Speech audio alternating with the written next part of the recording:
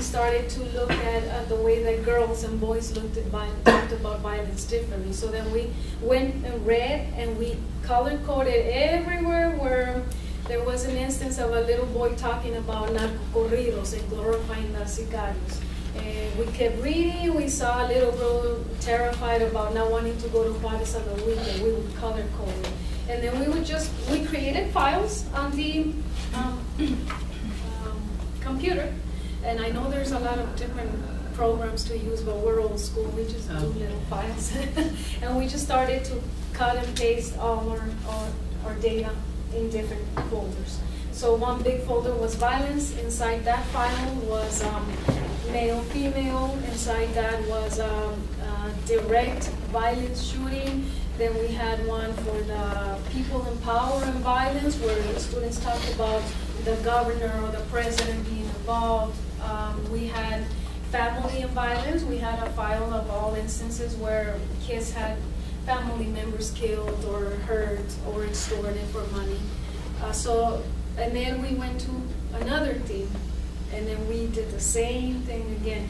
Another huge thing for us was literacy knowledge. There was a lot of transfer of literacy from Mexico to the U.S. schools. So then we had another file just on literacy. We had a file on science and how the kids were using things they learned in Mexico and Juarez in the classroom in the United States. So that was the first question. First question. And the second, so that's how you were able to identify what you call emerging themes. So in terms of analyzing the data, interpret the data, how did you come up with critical race theory? Okay. Was it based on preliminary analysis? Or something that you had in mind prior to going to decide? How did you come up with that theory? We started with Latino critical race theory because we, all three of us, the professors and Mayra, the doc student, are transfronterizos.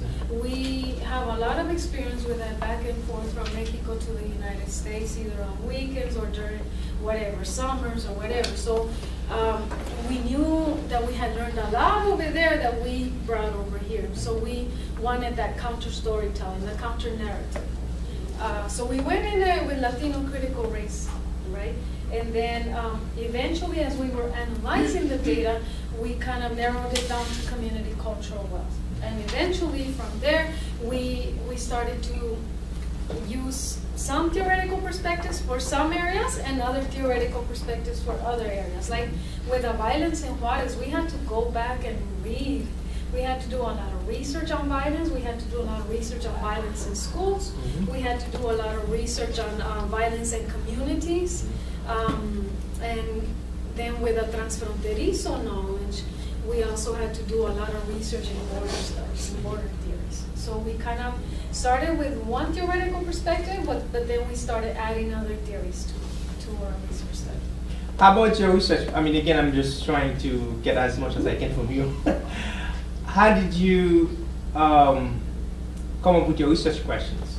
And initially, the research that you had, did they remain the same, or did you have to change them as a result of what you find out?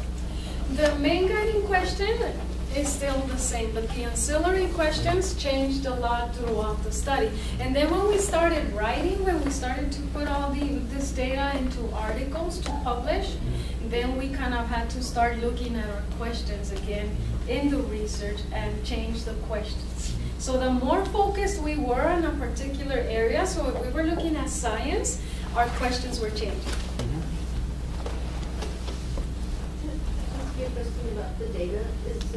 When you said you analyzed the data, was it transcripts of actual conversations in the classroom, or your own interpretations of what happened? Or it was both? Transcripts of the teacher and the students. We recorded. It was journal entries from the kids that we went through. It was work that the kids turned in. It was the focus groups that we had with the students. We transcribed those. So we have 13 interviews of transcriptions, and then the administrators were interviewed, and those were transcriptions. So we looked at those and analyzed those. So it was a lot of different things that we went in and started to look at the field notes. We have tons and tons of field notes, little notebooks that where we would collect our field notes. We made copies of all of them for each person to have. So my field note, I made copies of all of it and gave it to my 3 colleagues, and then they transcribed my field notes or analyzed my field notes, and I analyzed theirs, and then we would share. Yeah, a lot of analysis. Another logistical question, when you said you were there for a year, just did you do like every day, once a week? How often and how many hours?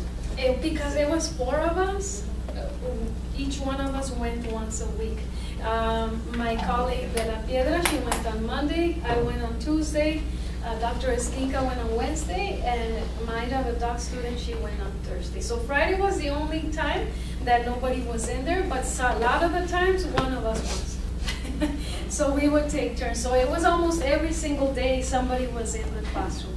Yeah, and luckily it was 4 of us, so we could do that. Yeah.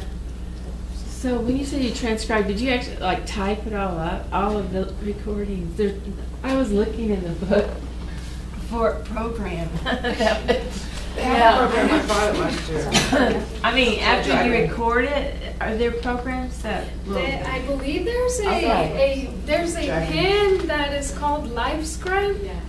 And that's a pen that has a recorder in it, but I also think it has like a CD that you can plug in and it'll recognize the voice. There's, I think, a program called Dragon that does something very similar, but the only thing with that, I think it only recognizes certain voices.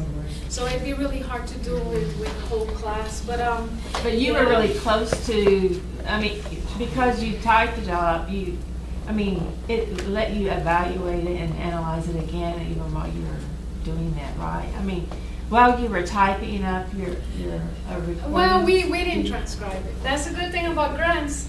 Hint. Right, grants. Oh. Grants help you pay for transcribers. So if you have a grant or if you have any monies, you can pay for a transcriber. That's tons and tons of work. Yeah. So what became before all of this was a grant? No, we didn't have a grant, but we had startup packages. We were all new professors at UTEP, so you get a startup package, so you get money to pay for research. So we paid a lot of the transcribing with that. Okay. They have little grants at the beginning of the year for professors, and we applied. Those are like $1,000, $2,000 grants, but that paid for the transcribing, which saved us a lot of work. Yeah. So then we just analyzed the data. Now the field notes we left in free write. So we just made copies and shared it. So whatever we use in publications, then we have to type it. And then the last one was how did we go and negotiate going into the site? One of my colleagues, the team member, knew a teacher in that particular school. So she knew the demographics of the school. We had also seen other schools, but because she already knew somebody in that particular school, she was able to negotiate going into the school a lot easier than if we had not known anybody in there. So she was very helpful to us getting into the school. We had to talk to the principal. We had to get permission from the principal. We had to get permission from the district to go into the school. And then we had to find teachers who were willing, which was the hardest part, to have us go into the classroom and be there all the time. And I think that was the hardest part. The principal was very willing. It was the teachers. We had a hard time finding 2 or 3 teachers who would allow us to go into the classroom. And I don't blame them. But that's once we had permission from the principal, and once we had permission from 2 or 3 teachers to go in there, then all it was just going in there and making sure that we were in there, that we helped with whatever needed to be done. If they needed help, we would always help. If they needed us to do anything for science fair or whatever, we would do. So, but eventually people knew us already in the school. So, but I think the teachers were the hardest. One thing, Well, I was just wondering, like, maybe you answered the question of how did you convince them? I mean, what was the draw for them to say yes? Is it their own wanting to know? Was it because you? We had a consent form because the principal, to go into the school, before we went into the school, the district requested what IRB requests, right? A consent form, a permission slip, and us explaining the study, what it was for, and what we were going to do with the findings. So we had all that very clear in our papers, and the principal had a staff meeting for the whole school where he presented all of us, the team.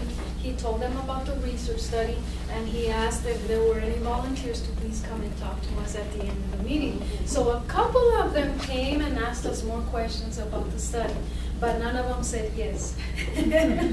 So then we went again. We went for a second time. We told the principal we don't have anybody interested. And I think it really helped that the principal wanted us in there. He wanted this research to be taking place because he was very interested in what we would find. He's a transfronterizo himself.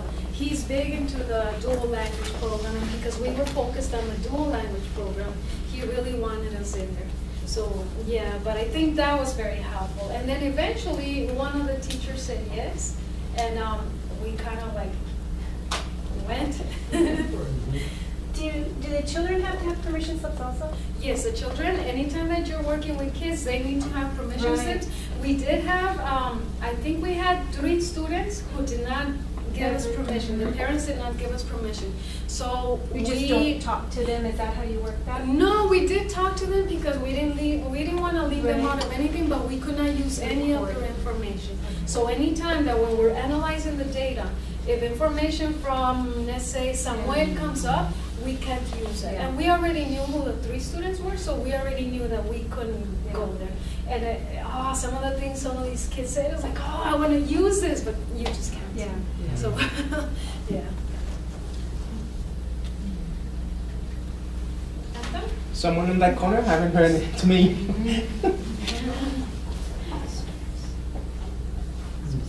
Where do you plan to publish all of this? I had the last slide that we already have 3 publications. No, 4 publications. I don't know if you can see it there. And our doc student is writing on her own, based on math. So we're helping her, but she's the sole author and the only author of her publications. That's why she's not on here. But we have these 3 are already published. This one's under review, and then this one is in process. So we have right now 3 publications already published and 2 that are in process. And I can easily think of like 20 more articles that we can write from all the data. The data is so thick and rich. And I think that this is for me, it's almost to emphasize to all of you the importance of a solid dissertation. Because if you have a solid dissertation, if you really think about your research, if you think about what your research means, not only to you, but how it's going to help not only the academy, but communities, students, teachers, I think you can easily write and publish from a solid dissertation. So as you're writing your dissertation, make sure you do a solid job, a good exemplary job, so that when you get into academia, for those of you who want to be professors, you have no problems the first 5 years in publishing from your dissertation. No, something else that comes up. Oh, I'm sorry, I'm interrupting. Go. I have a question that like you worked with the same kids for 3 years, and was there any change of their perception of the violence while they're like talking about their stories, while they're telling you what they live in? During those 3 years, like while you're talking with them, was there any change? We didn't see any change. What we did see was change in students. So a lot of the students who shared a lot of these stories with us left. Eventually, they weren't there for the whole 3 years. So some of the students that we started off with, because of the movement, some of them went back to Juarez when the violence lessened. so they left school. Some of them left to Juarez and then came back again, and then left again. Some of them left to other parts of the country. Some of them came to Las Cruces. So we did see that. But changing perception, I don't think so. I actually never thought about it, so that's something to think about. Thank you.